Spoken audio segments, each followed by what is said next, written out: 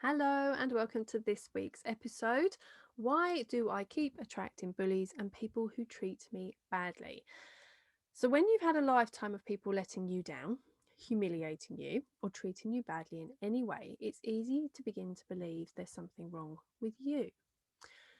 Why do I keep letting people treat me this way? What is wrong with me that I attract these people? Why can't I have supportive and loving friends like other people do? Does that sound familiar? Trusting others becomes an everyday challenge, so much so that it's just easier to rely on those closest to you within your inner circle and not allow anyone else in. It can feel like too much hard work. And what's the point when you believe that it's only going to backfire eventually anyway?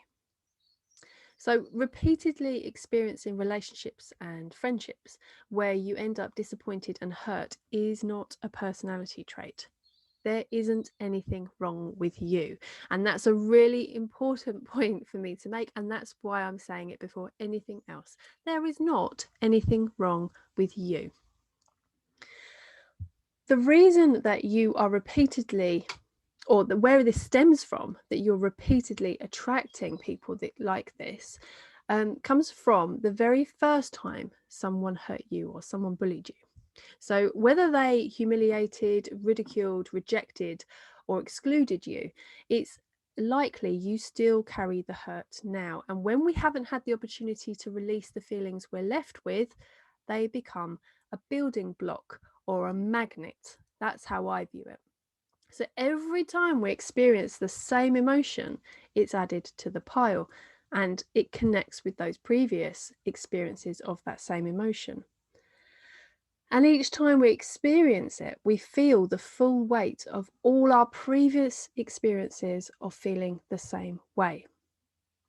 So it gets pretty intense that every time you're experiencing humiliation, you're experiencing every previous time as well.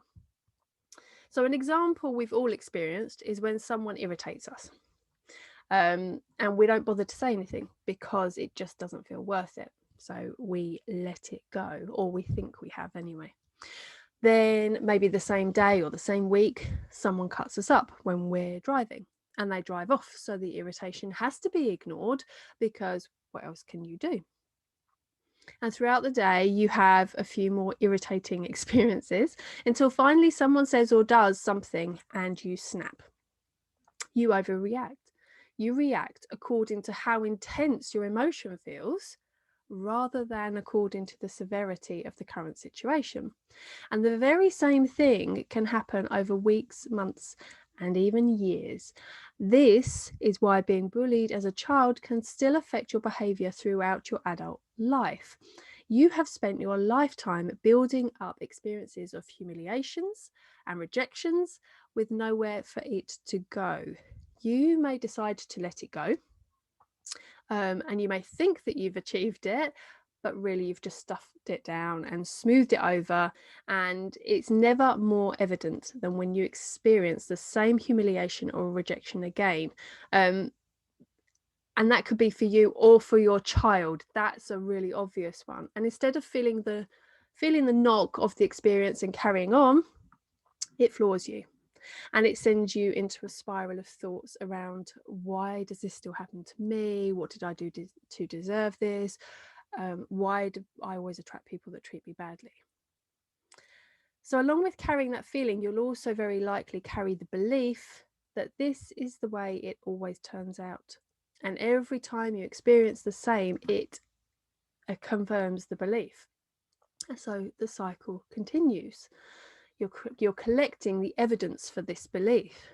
And the funny thing with beliefs is that our minds want to be right. It's what keeps us feeling safe. So if we can predict what will happen, we're safe. We can keep ourselves safe. And so our minds dismiss anything which doesn't confirm what we believe to be true. We notice that which confirms our beliefs rather than challenges them, meaning that the older we get, the more evidence we have of a belief that may never have been true. Our minds are sneaky, and it can take some practice to begin to identify our beliefs for what they really are: beliefs, not truths. The good thing is, that beliefs can be changed. So why bother changing our beliefs? Well, really, because it's not much fun feeling badly about ourselves or believing that we're not deserving of a life we wish for.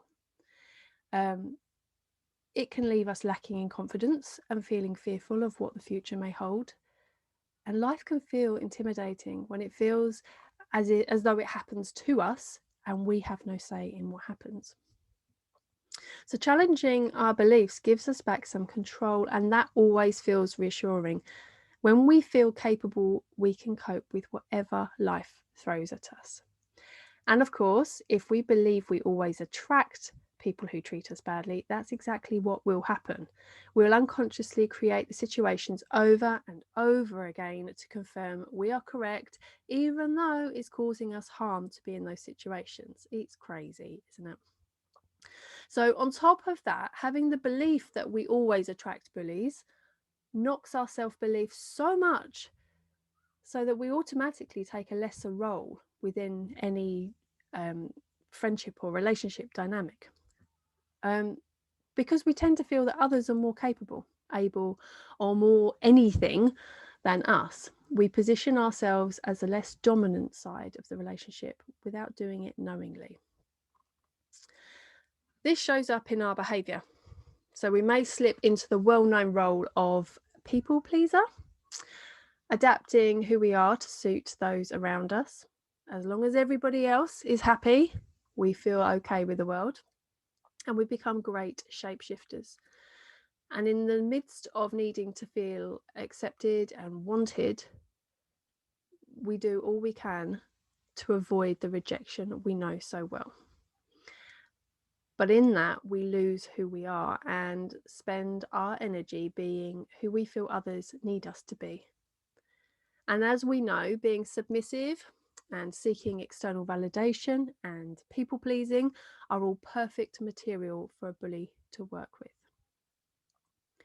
So I know that's a lot all in one go, but it had to be all delivered at the same time because they interlink, they work together. So take a moment to answer the following questions, and this is what I'll leave you with today. What beliefs have I that aren't helping me?